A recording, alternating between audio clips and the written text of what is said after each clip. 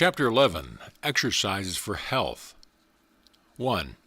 Breathing, bathing, and short essay profitable exercises for health. Note, these exercises are given as a stimulant to your capacity, both mental and physical. Mind and body are one. When both body and mind are strong, happiness and success usually follow, especially if one adds to them mental and bodily efficiency. Correct breathing is one of nature's most powerful methods of building a powerful body, a perfect body. Let us begin now to breathe correctly and profitably.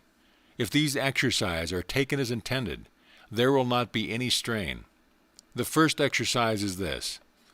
Upon arising in the morning, first drink 2 or 3 glasses of water.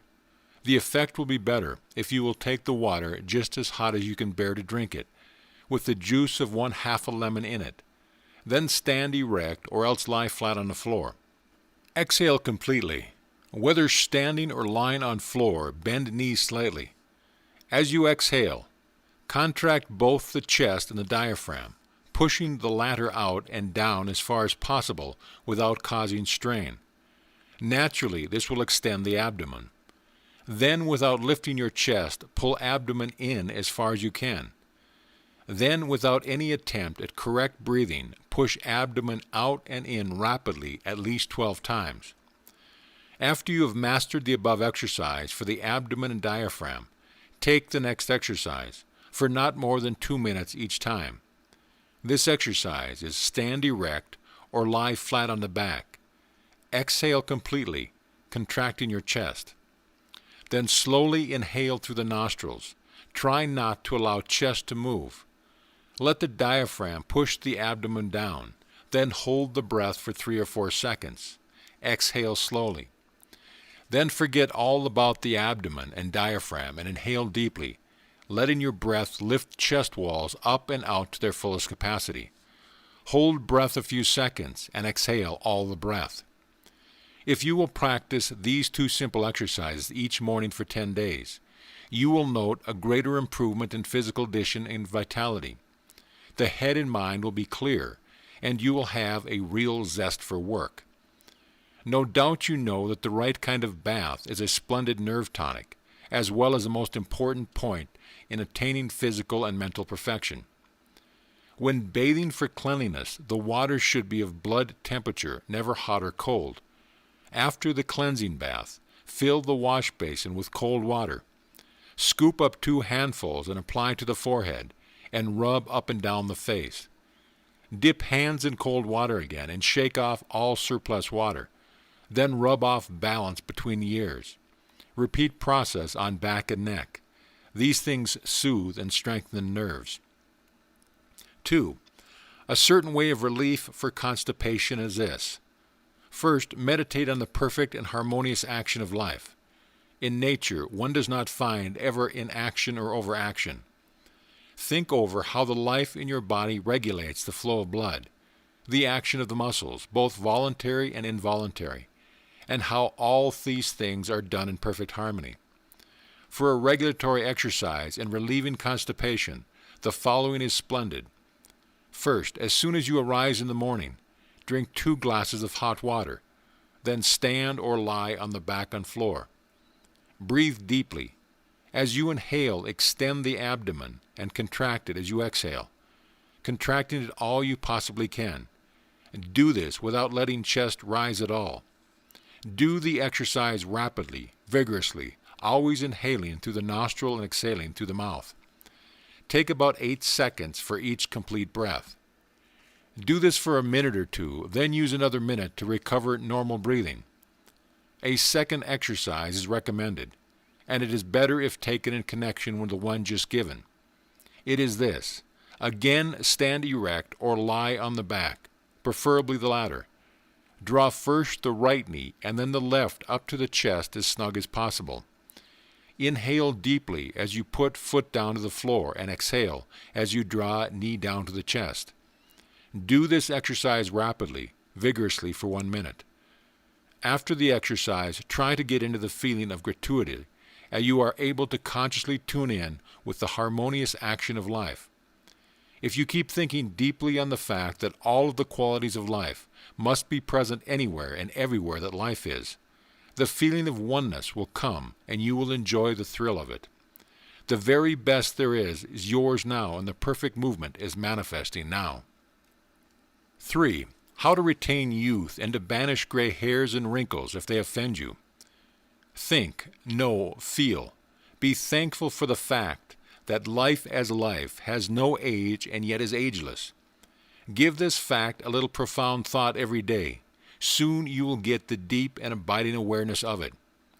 In your mind's eye and in memory, try to recall how you felt about certain things when you were 20, how you looked then and acted, and bubbled over with energy. Ask yourself if your point of view about life in general has changed radically, or if you have simply forgotten how to live life and love it as you did then. The emotions, the fine understanding, the zest for activity, as you had then in youth, have not gilded off without leaving a trace in development of your advancing years. Try to give yourself a careful going over mentally each day, and live for a while each day the experiences of your youth, bringing them back into your feeling. Perhaps you say, "Oh, but youth is so foolish." That may be so, but remember always that it does things. Try to weed out and destroy the doubts of your advancing years. Try to prune out yourself, out of your thought and feeling, your tendency towards being over-conservative. Old age is an ossified idea. Being over-conservative and opposed to progress and change are the things that make one old and usually impotent. Your youth was all right. Live it again. Live it in feeling, and keep the feeling boistered temporarily by making mental pictures of your happy, cocksure self as you were at 20. See your face, figure, and hair as they were then. And each day do the following exercise for the banishment of gray hair. Vigorously rub the whole scalp, from the nape of the neck up over the crown to the hairline of the forehead, using Glover's manicure. This liquid is not for dogs only, but is an excellent tonic and stimulant for human hair. Rub the liquid well into the scalp. The gray hair may fall out for a while after you have done this exercise faithfully for several days, but keep it up and new hair will come in with the natural color of the hair of your youth. Yes, mentally go back to 20 and balance its vitality with your present wisdom. Know with all of your heart and soul and all of your emotional self that life as life is manifesting in you in a particular way in order that it may find new avenues for expressing itself as the joy of living. Make an hourly effort to keep in your consciousness your joys only. Make them register. Deliberately be happy, and your body will respond to it in every way. It will also help, particularly for the ladies, to sit in front of the vanity a half hour each day, seeing yourself not as you are now if aged, but as you were in youth. Do this with deep concentration, deepest feeling, affirming something like, "I am life, I am youth, eternal youth." The important thing, however, is to see yourself as youth, to feel youth, to know that you are youth. Soon you will find a decided improvement setting in. Thought is always creative. Sooner you will look younger. Soon you will feel younger. Soon you will be younger. Not in years, of course, but years do not make aging. Some are old at 25. Others are young at 80. It is flexibility of mind, a keen enjoyment of living, that make for elasticity of muscle and for youth. 4. A method of attracting money. Meditate on the riches of life as they really are. All that we can see or think of nature shows us only abundance. Every growing thing is amply provided for. The grass and trees and other growing things do not know poverty. In the soil, in the air, in the sunshine, there is an abundance of nourishment for all. Think about this great fundamental truth because it applies to you also. Wherever you may be, whatever your station in life may be, the Creator of all life has just as amply provided for you as He has for the grass, the birds, all of nature. It is not His fault that all do not express or manifest this bounty. People are as poor or will soon be as rich as they accept for themselves in the consciousness. Everything that your individual nature may require has already been provided for you by the Creator. One has only to accept it, first in consciousness, then in fact. Your steady recognition of this fact forms a veritable magnet in the mind which will attract every requirement to you, not as money that will drop into your lap without effort, but as ideas, which when acted upon will yield an abundant harvest. Try this. Begin right now to take the time, 2 or 3 times daily, to focus your thought at the base of the brain.